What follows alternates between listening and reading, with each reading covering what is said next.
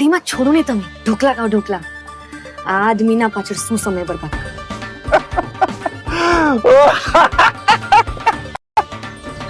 सुबह से शाम हो गई, लेकिन रह रहकर नक्श का पागलपन अभी भी जावेरी खानदान के घर में सुनाई दे रहा था. वो अलग बात है कि अब उस पागलपन को सुनने वाला कोई नहीं था. अचानक नक्श को ऑफिस में देखकर भानुशाली ग्रुप के एम्प्लॉयज शॉक्ड हो गए. अरे देखो देखो, ये तो नक्श है ना, लेकिन ये यहाँ क्या कर रहे हैं? मैंने तो सुना है कि आजकल ये गरीबों से भी बदतर जिंदगी जी रहा है. अभी लोगों के बीच में कानाफूसी चल ही रही थी कि तभी एक आदमी ने कहा, मुझे लगता है कि ये बड़े साहब से नौकरी मांगने आया होगा. एक तरफ भानुशाली ग्रुप के कुछ लोग नक्श का मजाक बना रहे थे, तो दूसरी तरफ कुछ ऐसे भी लोग थे जिन्हें नक्श के डैड पर बहुत भरोसा था और वो सभी नक्श को देखकर बहुत खुश थे.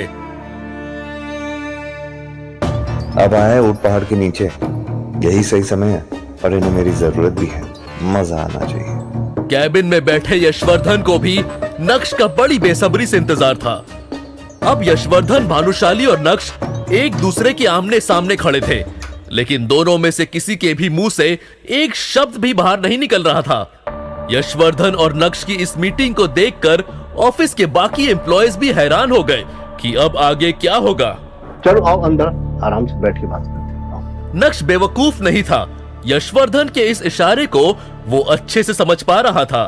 नक्श जो कल तक चित्रा और अनीका के ताने सुन रहा था, वो आज भानुशाली ग्रुप के चेयरमैन के आलीशान कैबिन में बैठा हुआ था. नक्श बेटा कैसे हो? तुम्हें हमारी याद नहीं आई? नक्श को यशवर्धन, भानुशाली की भावुक बातों से कोई फर्क नहीं पड़ रहा था, क्योंकि उसे पता था ये सब एक दिखावा है. जिस काम के लिए आपने मुझे यहाँ बुलाया है, जो बात करने के लिए आपने मुझे यहाँ पे बुलाया है, उसकी बात करें. ये सब बातें तो आप कल भी फोन पे कर चुके हैं, है ना मिस्टर भानुशाली? नक्श बेटा, तुम मेरे पोते हो और मैं समझ सकता हूँ कि तुम ऐसा क्यों करो. गलती मेरी है और उसकी सजा भी मुझे मिलनी चाहिए. और मैं तुम्हें बता दूं कि कई सालों से मैं हर रोज उस गलती की सजा भुगत रहा हूं. मिस्टर भानुशाली, ये बात हम दोनों अच्छी तरह जानते हैं कि ये सब बातें करने के लिए तो आपने मुझे यहाँ पे बुलाया नहीं है. तो प्लीज ना आप अपना वक्त जाया कीजिए, ना ही मेरा. जो बात करनी है कीजिए, वरना मैं निकल. नक्श प्लीज प्लीज मत जाओ. इस भानुशाली ग्रुप को तुम्हारी जरूरत है, मुझे तुम्हारी जरूरत है. मैं चाहता हूं अपने पापा की तरह तुम इस कंपनी को संभाल लो. क्या तुम अपने दादा को माफ नहीं करोगे? वैसे तो नक्श को बहुत गुस्सा आ रहा था, लेकिन उसके पास भी यही एक मौका था जहां वो खुद की जिल्लत भरी जिंदगी को बदल सकता था. यही सोचकर उसने अपने कदम पीछे ले लिए. मैं जानता हूं बेटा कि कुछ सालों पहले मैं तुम्हारे पापा के साथ बहुत सख्ती दिखाई. अब मैं उस गलती को सुधारना चाहता हूं. तुम्हारे पापा ने जिस कंपनी को जिस ऊंचाई तक पहुंचाया है अपना खून पसीना एक करके, अब वो डूबने के कगार पे है. मीडिया वालों ने भी बात का बतंगड़ बना दिया है, जिस वजह से हमारे क्लाइंट भी जाने लगे. नक्श ने अपने दादाजी को इतना लाचार और असहाय आज से पहले कभी नहीं देखा था. मगर नक्श भानुशाली ग्रुप के सीईओ दर्पण भानुशाली यानी अपने चाचा को बिल्कुल भी पसंद नहीं करता था. अपने दादाजी की बात सुनकर नक्श को उन पर दया आने लगी. ठीक है, बताइए मैं आपकी मदद कैसे कर सकता हूं? मैं चाहता हूं कि कंपनी तुम संभाल लो और अपने पापा की तरह इस कंपनी को चलाओ. तो आप चाहते हैं कि मैं ये कंपनी ज्वाइन कर लूं, मतलब अपने चाचा के अंडर काम करूंगा, है ना? लेकिन नक्श के यहाँ आने का मकसद कुछ और भी था. वो अपने दादाजी की बात में आकर किसी भी बात पर हाँ करने के लिए तैयार नहीं था. दरअसल दादाजी, बात आपकी कंपनी और आपके फायदे की है. तो ये रिश्ते नाते पछतावे जैसे शब्दों का इस्तेमाल नहीं करते हैं, इसे पीछे छोड़ देते हैं। आपकी मदद करने के लिए मैं तैयार हूं, लेकिन बदले में आपको भी कुछ ऐसा करना होगा जिससे मैं खुश हो सकूं, जिससे मेरे और मेरे पिताजी का खोया हुआ सम्मान लौट सके। ज्यादा कुछ नहीं करना है आपको, बस मैं कुछ शर्तें आपके सामने रखूंगा, आपको उसे स्वीकार करना है, कबूल करना है, और उसके बदले में मैं आपकी मदद करने के लिए तैयार हूं। सिंपल। शर्तें। अब तुम अपनों के आगे शर्तें रखोगे। इस दुनिया में रहना है तो दुनिया के तौर तरीके से ही बात करनी पड़ेगी, और शायद इसी में मेरा फायदा है। वो कहना कि आपको मेरी जरूरत है, मुझे आपकी नहीं।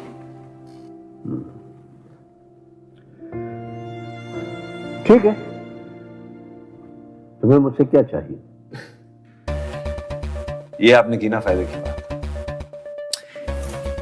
सबसे पहली शर्त, अब इस कंपनी में मैं दोबारा तभी लौटूंगा जब इस कंपनी का सीईओ मैं बनूंगा, ठीक उसी तरह जिस तरह मेरे चाचा ने मेरे पिताजी की जगह ले ली थी।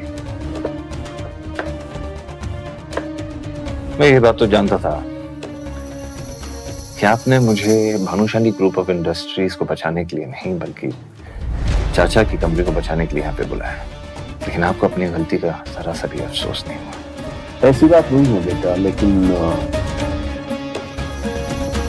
अच्छा ये बताओ तुम्हारी बाकी की शर्तें क्या हैं? मेरी दूसरी शर्त यह है दादाजी कि इस कंपनी को मैं तभी ज्वाइन करूंगा जब इस कंपनी में काम करने की मुझे पूरी फ्रीडम मिलेगी। इस कंपनी में कितने पैसे आ रहे हैं, कितने पैसे जा रहे हैं, सब मेरी जुरिस्डिक्शन के अंदर होगा। सब ये समझ लीजिए कि अब यह कंपनी मेरे हिसाब से चलेगी। तुम्हारी शर्तें सुनकर लग रहा है कि जैसे कि तुम मुझसे कोई बदला ले रहे हो।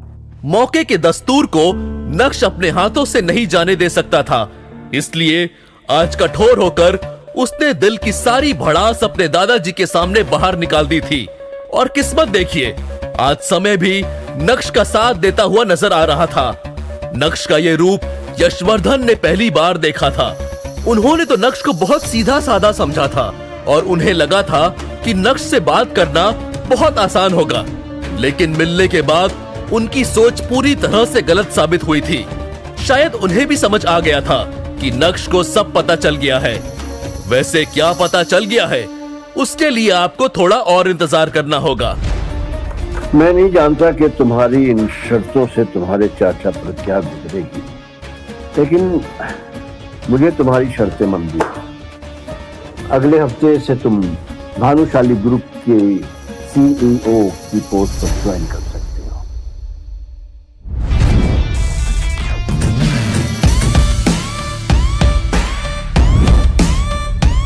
बात खत्म होते ही यशवर्धन ने सर झुका लिया, लेकिन नक्श भी वहां पूरी तैयारी के साथ आया था।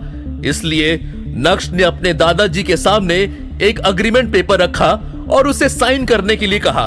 ये क्या है? क्या तुम्हें मुझ पर भरोसा नहीं है? अब जो कुछ भी मेरे परिवार पे गुजरा है उसके बाद तो आपके साइन पे ही मुझे भरोसा है। वैसे आपके लिए भी एक कॉपी लेके आया हूं, बस ज्यादा सोचिए मत, फॉर्मेलिटीज को पूरा करते हैं।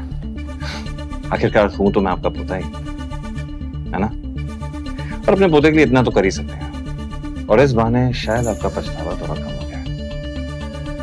मुस्कुराते हुए नक्श भी कैबिन से बाहर चला गया और जाते जाते अग्रीमेंट पेपर की कॉपी को यशवर्धन के हाथ में थमा चुका था। 4 साल पहले कॉलेज पास आउट होने के बाद जब नक्श ने अनिका के पापा के साथ काम करना शुरू किया था, तब सिर्फ अनिका के पापा ही थे जो ये जानते थे कि नक्श का पूरा नाम नक्श भानुशाली है। इतना ही नहीं, कॉलेज की पढ़ाई के दौरान उसके दोस्तों को भी उसके बारे में कोई जानकारी नहीं थी। अनिका के पापा के साथ काम करते वक्त नक्श की मुलाकात अनिका से हुई और पहली नजर में ही वो अपना दिल खो बैठा। लेकिन उसे क्या पता था कि इतना प्यार होने के बाद भी जब वो अनिका से शादी करेगा तब उसे उस शादी में एक जिल्लत की जिंदगी के अलावा और कुछ नहीं मिलेगा। भले ही मैं अनिका को अपना सच इतनी जल्दी नहीं बताऊंगा, लेकिन आज मुझे महसूस हो रहा है कि मेरे अंदर कुछ बदल गया है। जैसे मेरे हाथों में कोई पावर आ गई है और अब मैं उन लोगों को जवाब दे सकता हूं जो मुझ पर हंसते थे। बगावत की शुरुआत तो हो गई है और अब आगे आगे देखो होता है क्या। मॉम, नक्श कहाँ है? कुछ बता कर गया है? फोन नहीं उठा रहा। मने खबर न थी, कल से उसका रूप बदल सा गया हुआ है। राक्षसों जैसा हंस रहा है, नाच रहा है, किसी को उसके बारे में कुछ नहीं पता। खाना बंद करो, ये तो पूरा दिन खाती रहती हो। अनिका, नक्श मनचला होता जा रहा है। मुझे लगता है उसे रास्ते पे लाना पड़ेगा। चित्रा और अनिका मिलकर नक्श के साथ क्या करने का सोच रहे थे और क्या वो नक्श का अब कुछ बिगाड़ भी पाएंगे? नक्श के बारे में ना तो अनिका कुछ जानती थी और ना ही नक्श के दोस्त। आखिर इसकी क्या वजह रही होगी? क्या नक्श को भी साइलेंट और वायलेंट रहना पसंद था? वैसे नक्श के नाचने और राक्षस की तरह हंसने के पीछे का क्या कारण था? क्या लॉटरी लग गई थी भाई साहब की? जानने के लिए सुनिए